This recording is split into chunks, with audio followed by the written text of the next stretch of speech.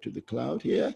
Great, so we're live. Let me just get on to Facebook on my phone and then we can start to talk. Yeah, awesome. It's lovely to see you, Dee. It's been a while. I know, I'm like, oh my God, how long has it taken for me to be here? I just restarted it, so you're one of the very few, so you're very early. Put it that way. That's all right then. It's just that we just restarted the show, and you're my third guest. It's so just that that Jessen guy. He was before me. I saw. I know. Your ethnic brother just sneaked in there. He got in. He got in before me. He got in before you. I can't find my Facebook. What's going on here? Okay, there we are. It's my Facebook. Sorry, guys. Just trying to connect on the Facebook. I could see you guys and see your comments. I need to get onto Facebook. Yeah, on Empowerment. Yay. Let's go through. Where are we? We should be live. Come and say hi. Come and say hi. Come and say hello to myself and Dee. Yeah, get you back on mute. Okay, there we are. We have a couple of people watching. That's awesome. Yay. So welcome everybody to another Empowerment TV show. I'm your host, Tosin Ogunusi, and I'm really excited today because I've got one of my ethnic sisters here, my original backbone here with me, because she's been phenomenal in my time developing, and she's been an absolutely inspiration to me. And I'm really glad that she's here today. But before I bring her on, I talk a little bit about her. I want to just share why we do this Empowerment TV. At Empowerment, it's all about making a difference to people's lives. And here we have a slogan that says, we heal people, we protect people, we inspire people to give more, be more, do more, and have more in their lives. And that's what we do these talks. So these are real, candid, honest talks about real life issues. Today, I have my one and only sister, Deenita Pattni here. She's a real LinkedIn expert. She runs the Via Me Business Academy. She's a phenomenal woman, an outstanding soul. She's got a heart of gold, very selfless. And I'm gonna leave her to tell her story to you guys right now. So Dee, without any further ado, please introduce your beautiful self to our audience. Oh, thanks, Tosin. Hello, everybody in Empowerment TV. Oh, what is it? Is Empowerment? It's not even Empowerment TV anymore, is it? It's just Empowerment. Well, it's just Empowerment. Yeah, go for it. It's Empowerment. So really, really happy to be here. And I mean, it takes a bit of background actually just to give my story, but I think I want to connect it to how I met you. Because I remember I used to work in a recruitment job, day in, day out, complete sales. It was like the first few years that I was in it. I used to think sales was a dirty word. I was like, oh my God, and I remember when I used to, make phone calls and then clients would put the phone down on me because they don't want to be sold to. So I came along to initially a free event, but then afterwards I got Tosin basically convincing me to come to a 3-day personal development event. And Fire Your Desire. Oh my God. That's a blast from the past. Fire Your Desire. That's but it was, you know what it was? I think it was really interesting because I think straight away we hit it off on the phone anyway. We hadn't met each other yet, and we hit it off on the phone, and you must have just seen and obviously noticed something in my language. Oh, yeah. And I gave that old excuse, and I don't know if anybody who's watching this ever has this, but that old excuse is, well, okay, I will come, but it's not for me, it's for my friend. And so I remember, because you were giving 2 tickets for the price of one. I'm just Halifax. I like to give extra. I'm Halifax. That old chestnut. And so obviously I went along, and from there on it was really my NLP journey that started. And I specifically remember when I did my master practitioner and I had to do the glass walk. I'd done the firewalk, I'd done the board break, I'd done everything else really great, and it came to the master practitioner and I was sat in the corner in tears, and you came up to me and you just basically started singing Walking on Broken Glass and just dancing. And I know that Tosin and I, when music came on, we just loved it, didn't we? That's it. And it just made us completely like drop all in everything. Music was the thing that just stopped us. And yeah, he started singing, walking on broken glass, and I made it through that glass walk. And then obviously you were there for my trainer's training in NLP as well. So I was there. I was there. Yeah, my personal development journey has been, you know, you've been a massive part of that. Not just obviously at the actual courses, but obviously we've been working together for so many years. And like you said, like egging each other on. And absolutely, like I said, you've been the backbone of the company that we both worked for, and without you, I don't think you were like the glue that held everything together and everybody together. And you know, and that dynamic work, you and I just hit it off. But I always knew there was something about you, so which is why I dogged you to get involved in the training. She was like, "Get off my back! I'm not doing it." I'm like, "You're doing it, woman." You're doing it. So through my personal development journey, I mean, I had a whole career in recruitment, but you know, because of the personal development journey, and that's why working on your own self and your mindset and the way that you think and feel and do is so important, because my whole journey changed the minute I started working on that. And you know, I became a top biller in the companies that I worked for, but not because it was all about money. It was because it was influence for the right reason. It was influence because I wanted to serve, and that became my whole kind of ethos around recruitment. So when I decided to start my own business, I was at that point doing recruitment training because I knew what I had been through. And I also knew that the industry just lost so many good people because their training never ever really focused on the mindset as much as it should have done. It was all about targets and all that kind of stuff. So yeah, so that's how I initially began. And obviously as a recruiter, I use LinkedIn anyway, not knowing, interesting, because you know what they say about, like, you never know the thing that's right in front of you until something happens. So yeah, although I was using LinkedIn every day and I was using it the right way and getting clients, I never ever thought it was something that I would then be helping other people. So for years I did recruitment training, then you know, wrote a book, became an award-winning speaker. On the side, I was obviously with you doing speaking coaching as well. So that was another arm, another string to my bow, doing recruitment training, doing NLP stuff. And then it was kind of people around me who made me go, you do know that you're good at this thing, don't you? Like LinkedIn, it is. And I was on it all the time. I was on LinkedIn, I was on Facebook, but I knew what to do. And then, yeah, it was just, so that's kind of how I kind of moved over to the LinkedIn lane. And interesting, isn't it? Interesting, because people always talk about, you know, your passion. Once you find a passion, something that you love doing without even thinking about it, you know, you just do that effortlessly, but you don't see it as anything. But other people look in and go, "Oh my God, this is amazing. You're really good at this. We actually need this." And then you realize that, hey, I'm sitting on a gold mine here. Yeah, that's it. Literally, I'm sitting on a gold mine here. And I think that's the case, isn't it? I think often what we do is, especially when you're starting out in business, I think it's almost like a condition. It's you go where the money is, you go where the work is. Correct. And you don't really think about, is this like, because it was almost like, well, I'd left the recruitment industry because I didn't want to do that anymore. And although I enjoyed recruitment training, clearly that wasn't really where I wanted to be. But it was, well, I've got to make money, I've got to do it. So, and this is the only thing that I know. So at the time I did enjoy it, but obviously now when I look back, hindsight is a wonderful thing, isn't it? It is. Now when I look back and I go, well, everything I did then was great. And at the same time, now what I'm doing, this is what I want to do now. Great. You know, I love the fact that you talked about mindset, because we're all about mindset here. And it's all about helping people overcome their mindset. And there's a saying in the great book that says, every morning when you wake up, you have to renew your mind. People often think that they're there, but they don't realize how powerful that is, because we all go through ups and downs. We all go through trials and tribulations, through stresses. Obviously, we've got the COVID-19 and coronavirus going on right now with the pandemic.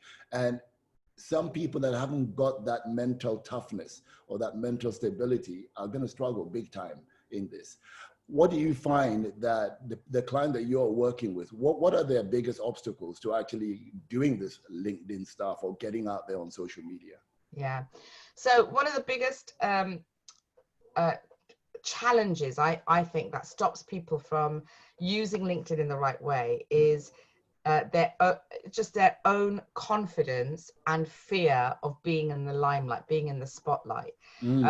I late last year, I did was it last year? I think it was last year. I can't remember now. But late last year, December last year, 2019, I had the opportunity to do a TEDx talk. And I focused on this specific thing because obviously LinkedIn is my lane, and I'm helping people to put themselves at the forefront, be the face of the business.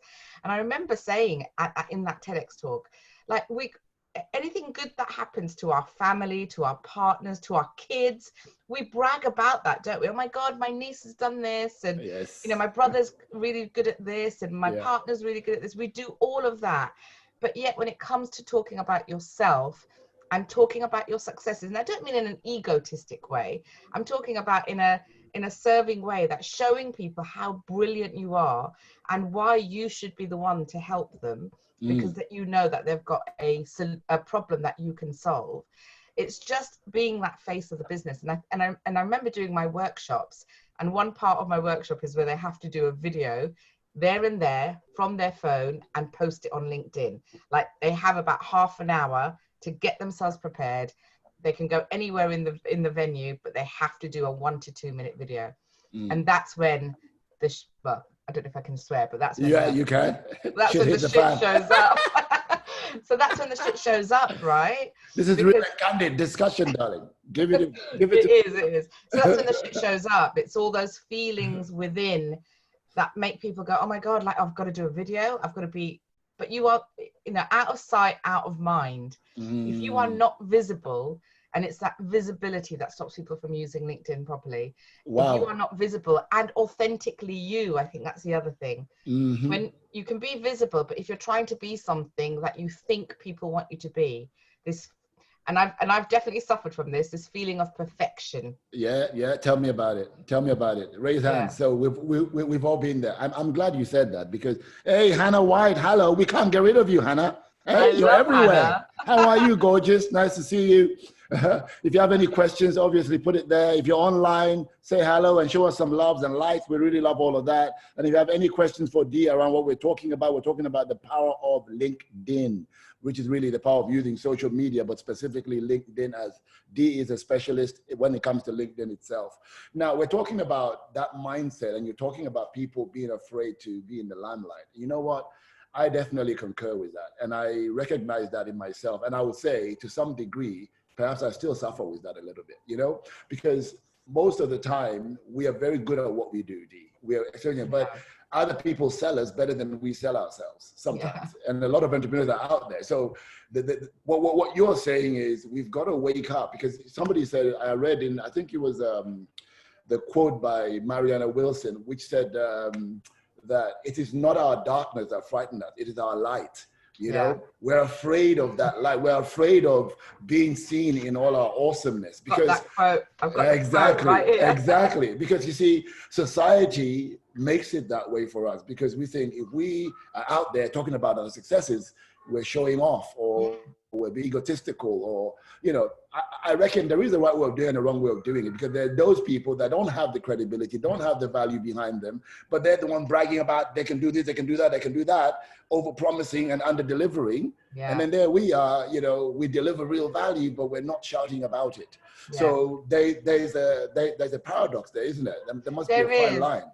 And I think it's all about perspective. So when you see that, so first of all the people who are out there, like you said, they don't have credibility. And the worst thing is that they overpromise and underdeliver. And what happens is, so I look at that and I go, okay, so if this is what they're doing, and the people that I want to serve or help are buying into that, and they're not getting the service, then I'm being selfish, because by not putting myself out there, those people are missing out. I agree. And also I'm missing out, because just the ability to serve also helps me. I grow in that whole process as well. And I think it's something that you said earlier about work in progress. Like, we're all work in progress. So every time I work with a client, every time I run a workshop, every time I even do a live, there's always something that I'm going to learn from it. So it's a selfish reason for that reason. So it's good for me, but also, why are you then leaving your potential clients that you really want to help, and especially if you're doing what you're doing from a place of, I want to give, I want to help, I want to serve, all of those things, and why are you not making yourself visible? And the other thing, you talk about quotes, but that whole thing about what you see on social media, and it's about what you see, it's perspective. And I read a really good quote the other day by Theodore Roosevelt, who says, comparison is the thief of joy. 100%. And I think if you compare yourself. Yeah, it's huge. I think even Bob Proctor said it beautifully. He says, looking at somebody else and comparing yourself is a dumb game. It's stupid, you know, and it's absolutely true. But as human nature, though, as far as those quotes are true, as human nature, though, people just have that tendency to look and go, I wish I was doing what they're doing. Yeah. And I can't do that. I mean, I was having this conversation the other day with my wife, and she's like, you know, we both often talk about what do you want to do? What are you looking at? You know, and she was like, I love what she's doing. But in her brain was like, I could never do that. Yeah. But I'm like, why couldn't you? You know, but again, it's that fear, it's a dialogue in people's mindset, you know? So this is what we're talking about, you know? And here's the beautiful thing for those of you listening out there. I think this is really wonderful. I met a guy, which was Deenita. I met him at the Oh yeah, and he gave one of a phenomenal speech. And he often said to people, he says, never ever look at me and put me on a pedestal. Yeah. He says, you look at me, you put me on a pedestal, but actually I'll fail you. Because you might see me, you know, driving around the car with a loud music and go, is that Martini? We look up to him and look at what he's doing. So he said, never ever put people on a pedestal because you'll lose that. He said, but here's one thing. If you look at someone and you admire what they're doing and you really like where they're going, he says, just say one thing to think, wow, how can I bring that out in myself? Yeah. Because for the fact that, you know, there's a saying that if you spot, you got it. You know what I mean? There's a saying, if you can see it, then you've got it. So if you see it in other people, then you got to recognize it. It must be somewhere deep within me. Yeah, because how would you know it exists otherwise, right? Exactly. How do you know a table is a table? The reason you know that is because you know what a table is. Because you know what a table is. So you only recognize it yourself. This also helps us with that judgmental of others as well. You know, when what you see is what you are. So be careful of what you say and what you wish for. Now, my thing for you is, how did the transition period for you finding this, how did you figure that out for you? How did you have clarity on where you're going? Because I say that because I was really good at, you know, as a trainer doing empowerment training, board breaking, bar bending, fire walking, empowerment training for team building event. That was kind of our bread and butter. But then by default, I got into public speaking. I became very good at it, wrote very quickly. I was really good at it as well. And then by default, I did NLP. I was really good at it, helping people, changing their life. So I was like torn between, you know, I'm not an NLP school, you know, but I do this and I do that and I do that. So how does one who is good at many things narrow it down to one thing as a niche? Yeah. And I totally get that, because I was exactly the same, as you know, like, you know, the public speaking thing was one thing, and it meant that the focus became much more on the, and rightly so, because people are, you know, people have bills to pay, people have mortgages to pay, and I get that.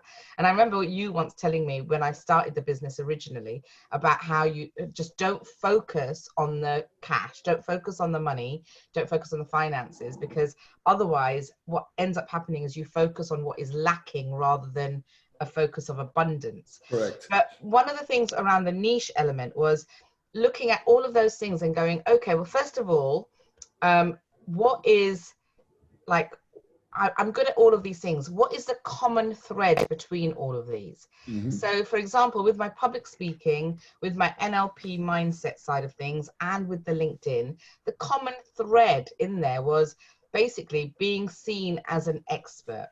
Okay. And in order to be seen as an expert, where you're free of that fear of judgment, free of the fear of, you know, sounding wrong, and you've got to put yourself on this, you know, in the limelight. Well, first of all, you've got to understand your mindset, and you've got to understand a forward thinking perspective.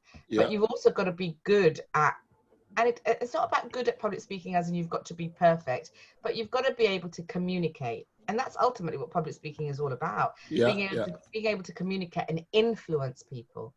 That's and right. From my recruitment industry experience, well, that was all about sales, and every single entrepreneur and coach, consultant, author, mentor, whoever it is that wants to use LinkedIn, they've got to understand that selling is not making people do something that they don't want to do or have Correct. something that they don't want to have. Correct. It's just about serving, because you can't do one without the other, right? You can't serve without selling and sell without serving.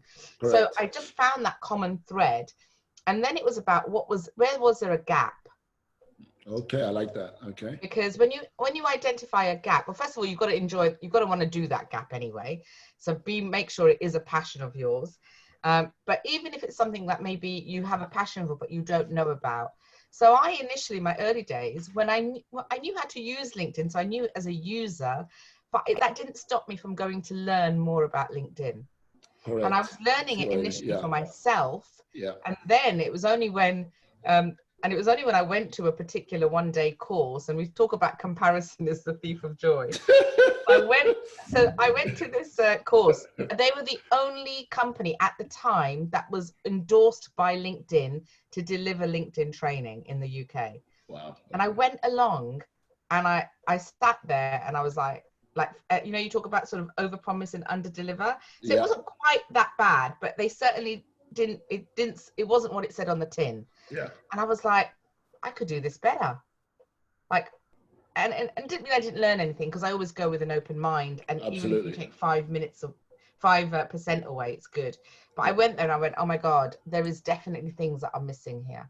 And I can definitely make this into something that will serve the people that were around me. Because I was being asked a lot by speakers and consultants and trainers, look, we really need to understand LinkedIn. Can you help us? So you saw a gap. You saw a huge gap. You saw a huge gap. Brilliant. Now, I think the gap, along with the passion, both things, are interest, because when and I think you know this, when you do something that you really, really love, it, like they say, you don't have to ever work a single day of your life. Correct. I don't know how much of that is true, because I've been working really hard. But anyway, I'm working hard all my life. I'm like, it never ends, right? It never ends. It's canny, constant and never-ending improvement. It's always something. Always. I used to grow up. You wake up in the morning and you're happy to do it. You feel fulfilled. You feel joy. You feel happy. Exactly, which is the key element there. But I don't think it ever stopped, because I see this thing. I'm very careful now with the word expert. When people brand it about expert. The people that I know that are expert in their industry, they're forever learning. They're forever looking at, even though they've got to a certain status in their life where I'm thinking, these guys, they don't ever need to work again. They don't ever need to do anything. I mean, they got the money they need, they got the house they need, they got the finance they need. Why do they do it? Because of service. Yeah. And they'll continue want to be serving, but they're always upgrading the skill set, always looking at the new thing, always looking at what's happening in the economy, what's changing. And so I saw, so that's real definition of an expert.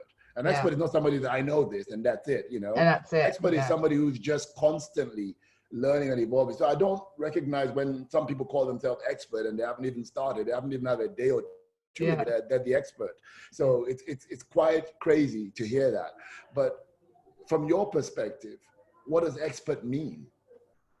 So I think that from my perspective, an expert is somebody who has got the skills and the knowledge, and it doesn't have to be all of the skills and knowledge, but if you know 1, 2, 3, 4, 5% more than the person that you can help, and you know that what you have has the ability to take them from where they are right now to the next logical step. It doesn't have to be yet where they want to be, because that's such a long road. But and things change, especially when it comes to LinkedIn and digital marketing. It's a constant change there as well, isn't there? And a constant involvement. So an expert to me is somebody who, I think, like you said, is all about serving. And that doesn't mean they're serving unconditionally without thought about themselves. They know that the reason they want to serve is because they also want to make their lives better. Absolutely. I think it's got to be like, let's be realistic about that.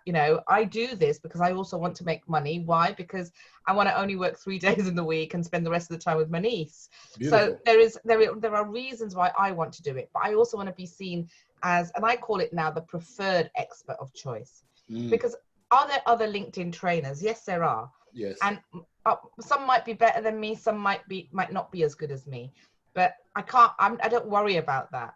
I know that for somebody else, I'm going to resonate and I'm going to be that expert of choice for them. So the preferred expert of choice. So as long as you know enough to be able to help somebody else get from where they are to the next logical step in their journey, because you consistently invest in your own learning and development, then you'll always be 5% ahead of them anyway. I think so that's always really be able key. to show them the way. Yes, that's really key. Being able to show them the way, and this will help a lot of people that are starting out, I believe. So I often have a saying that says, your credibility is your certainty is your credibility, vice versa. So what you're saying is, if you're 1 or 2, 3 steps ahead of someone and you can help them get to where you've been, then for them, you are that expert because you're getting that consistent response. And the key is not to stop there, is to keep developing yourself as that expert so that you keep increasing your gap. You know, I find in many occasions where, you know, I've developed myself to a certain end, I just stopped thinking I'm there. And people have come and I've trained them and then they've gone past me. I'm like, oh, wow, okay. So you got to be real with that. So you got to be real. That's what you have to keep developing yourself in some shape or form. And I like what you said about preferred expert, because not everyone, even though you're great at what you do, you're good at what you're doing, not everyone's going to resonate with you. No. You know, and we both learned this from a mentor of ours, you know, that we used to say, you know, there will be 100 people that love you, there'll be 100 people that hate you, there'll be 100 people that don't give a shit about you. So actually, who are you going to focus on? Just focus on the 100 that love you and serve them. Why worry? Because we spend so much energy trying to convince the one that hate us to love us. Like, we're not so bad, I'm okay. Why you're wasting all that energy there? You're wasting time. Come to me, please. You're placating, you're begging. I mean, we don't need to be doing that. We need to. And that's what happens a lot on LinkedIn, funny enough, Tosin, because you end up, LinkedIn is considered a social networking site, not a social media site. And I think there's a key distinction there, because remember, LinkedIn is somewhere where people are serious about doing business, that it's a professional business networking site. Now, that doesn't mean it's just for corporates or just for big organizations. It's also for you if you are a one-man band or an entrepreneur. But it is a social networking site, which means that you've got to build relationships there. Correct. It's not just about, like you said, it's not about trying to convince everybody, because when you try to do everyone, you get no one. You got no one. Whereas figure out who it is. That's one of the key things about LinkedIn. First of all, figure out who it is that you want to help. Who is your specific avatar? Who is your ideal client?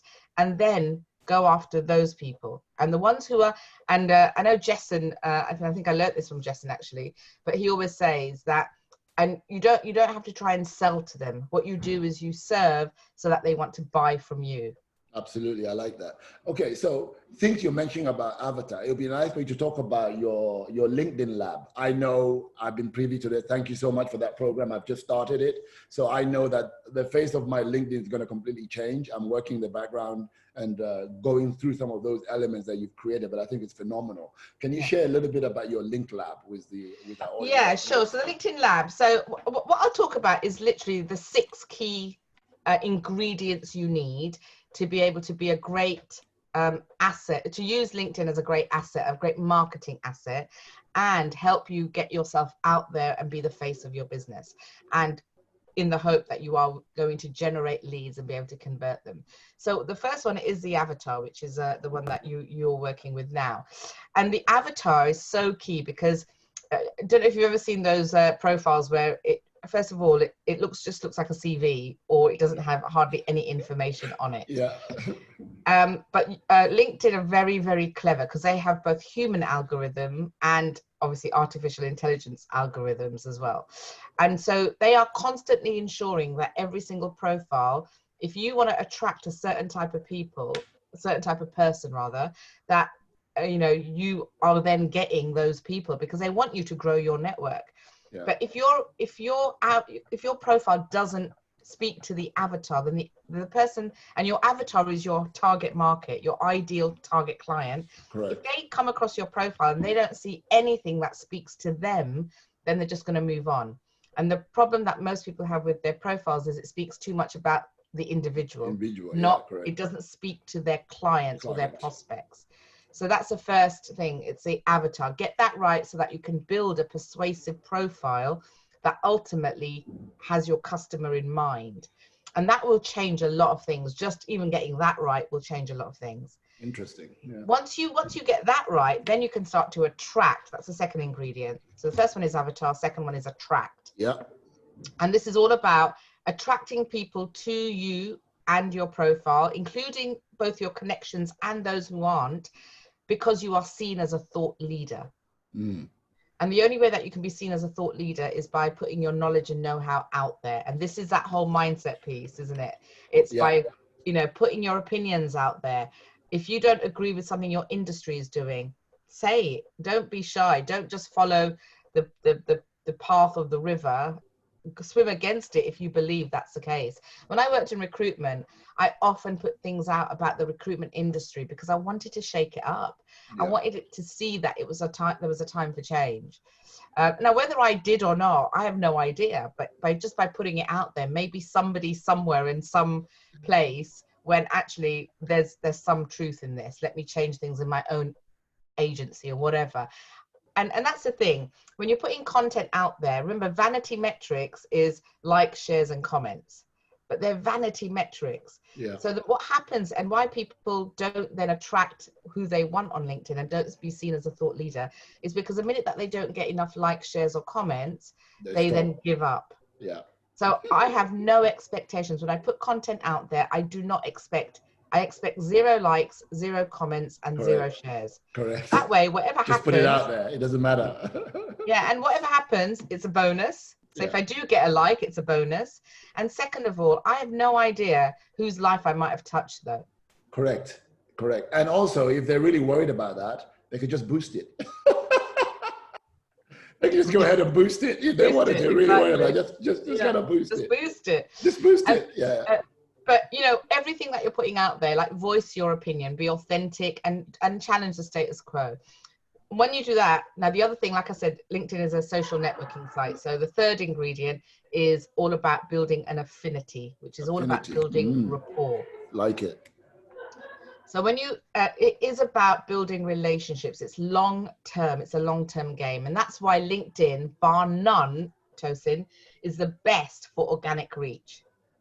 Yeah, I can concur so you with don't that. even have to spend money on the platform to be able to, like on Facebook is a pay-to-play platform. So in order to get things seen, you have to put ad spend behind it. On LinkedIn, you don't. And that's the great thing about that. Build relationships, have conversations. And that's where you can be yourself and you don't have to worry about being somebody else, because just get into a conversation you would do anyway if you went to a live networking site. Correct. Yeah. That's the third ingredient. So you talk about avatar, you talk about attraction, you talk about affinity, which is the relationship part. What's the fourth part? The fourth is now when you start doing all those 3 things in an abundance and start getting some traction, that's when you can think about the advertising method. So LinkedIn, up until now, their ad platform hasn't been the best, although the results aren't bad, but it is more expensive. However, now their ad platform is emulating or mimicking Facebook's one as well. So the objectives that they have on there are great. You can, put a budget against your ad spend. You can create a lookalike audience. You can do all of those things on the ad platform now. That's great to know, because I remember once an agency in Norfolk kind of with me for the team building event stuff and to use LinkedIn. Although, we'll probably make typical 1,500 to $3,000 to $5,000 from a team building event for a corporate client, but they were charging £500 for an ad via LinkedIn at the time. So can be seen quite expensive, and people might go, "Ooh," they shy away from it because it was quite But the expensive. great thing about LinkedIn is because it is a site where people are looking for business or wanting to do business, even though the ad spend might be a little bit more than Facebook, the return is better because they're more qualified leads. But also because you've done all the other things, so you've done the attract, you've done the avatar, you've done the affinity. Now, when people are finding you, they're checking out your profile and going, actually, this person looks all right. Okay, cool. So what's the fifth one? The fifth is action. Okay. The one thing that most people don't do is take action, or they take action at the wrong time. And this is all about asking for the business. So once you've built an affinity, you're getting there with them. it's about changing the sales environment. So I have a saying: what happens online must continue offline. Okay, so with I like that. LinkedIn, You heard that, folks? What happens online must continue offline. You get that? Like, you know, otherwise you're just, and it goes back to mindset. It's about this whole thing about this fear of, oh my God, now they're going to see the real me. No, be the real you right from the beginning, so that when they see you, they're just even more impressed. And it's a no-brainer for them to want to do business with you, to engage with you. You took that line right out of my mouth. Whenever I'm teaching public speaking, I always tell the people, you know, some people, you see them, they're phenomenal on stage, but when they come off stage, they're a totally different animal. I said, you can't be. You got to be the same. You got to be the same person on stage, off stage. That's who you got to be. You know, people got to see that, and they got to hear the passion from you. They got to hear the same thing from you. Like, literally, this is just me. This is what you see is what you get, you know? So you got to be the same, because you can't be one person there, another person there, one person there, another person there. It just doesn't make any sense. Because remember, as you said, you are the brand. So you got your product brand, you got your company brand. You as a person, you are also the brand. You are also a brand. So you have to be aware of that. But yeah, good point. I like that though. What happens online must continue offline. Must continue offline. The other thing is about that is just think about the fact that when you are talking to a client, you are having a conversation, right? So why is it that if you're talking to a video or to your phone, remember that if you're doing a video on LinkedIn or a LinkedIn Live, literally just imagine that the person on the other side, there isn't like 50 people watching. Just imagine that there's one person, the one client that you need to help. Correct. And make it a conversation, just like this is, right? So, and then the sixth element is all about being consistently seen as the authority. Authority. Because, and that's about using all the different features that you have on LinkedIn. So for example, they've just recently released, and it's phenomenal. It's one of the best features. And I think Facebook are still looking at releasing it. But LinkedIn have released LinkedIn events, for example. Okay. So you can run both. Well, first of all, you can market and promote both virtual and live events, invite connections to it, and then see how many are attending. You can run ticketed events. So you can have a ticketing website on there. You can run public events or private events for like a small amount of people because you just want to invite certain connections of yours. And you can run virtual events. And I think the reason they've come out with this all is because of the COVID situation. So I ran my first event literally about 3 weeks ago. And, you know, over 4 or 5 days, had about 48 attendees. Brilliant. And not all of them showed up, but the people who did, valued the hour that I gave them. And it was just free content I gave. Awesome. So those are the 6 ingredients. What if you do those 6 things, and you've got to do them consistently? I think the word consistent is important, Tosin. And I think that's, if you think about it from a mindset point of view as well, isn't that with anything that you do, whether you're improving your health, whether you're improving your fitness, whether you're improving, you want to be a better dad or a parent, whatever preach, sister, preach. Consistency. It's all about consistency. LinkedIn is the same. The more consistent you are, the easier it gets. But consistency is what will bring you what you want in.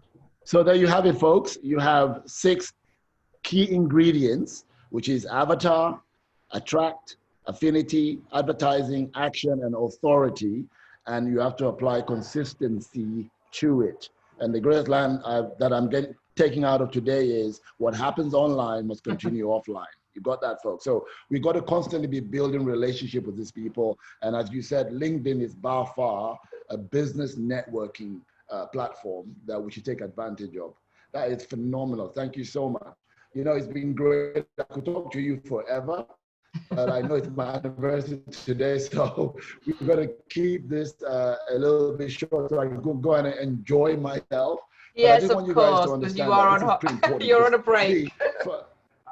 I want a break. This is really important, but because for me, it's somebody that I've known you for years, and I've done LinkedIn all of the wrong ways. I look at myself, I'm thinking, this is not good. I got to revamp it all and redo it all. So I bought your program. I'm in your program. I'm doing it. So if people want to connect with you, Dee, and want your assistance in helping them, how can they do that? So they can obviously contact me via LinkedIn. So they can connect with me on LinkedIn. It's Deenita Pattni on LinkedIn.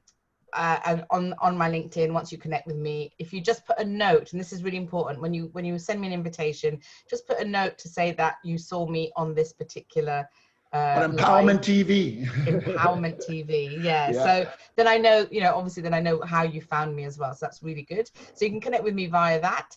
What I'll also do, if that's okay with you, Tosin, yeah, absolutely. I've got a free download, which is all about how to increase your social selling index score on LinkedIn, which is all about some of those things that we've talked about: building relationships, finding decision makers, and getting in front of the right people. There is a score that LinkedIn measure you by that helps you to get better and better at it. And these are just tips on how to increase your score in 4 different levels. That's brilliant. So I think we should put that. a link. Yeah, we should put a link on after this Facebook Live. You put a link on there. Now, if there was something that you could give the viewers in wrapping around mindset and around really getting themselves out there on social media, what would you say to them? So my biggest thing is that at the end of the day, when you like I said, you brag about your children, you brag about all of these things that other people do. My God, you even brag about what famous people do. I remember when Rishi Sunak, released the great incentives that they had for businesses. Everybody was like, oh my God, he's the next he's the next prime minister. This guy's amazing. So you brag about people you don't know. So the key thing is to put the focus on you, put the limelight and spotlight on you, be bold and be brilliant at what you do, and let other people know about it. And my TEDx talk was based on a quote by Will Smith, who said, the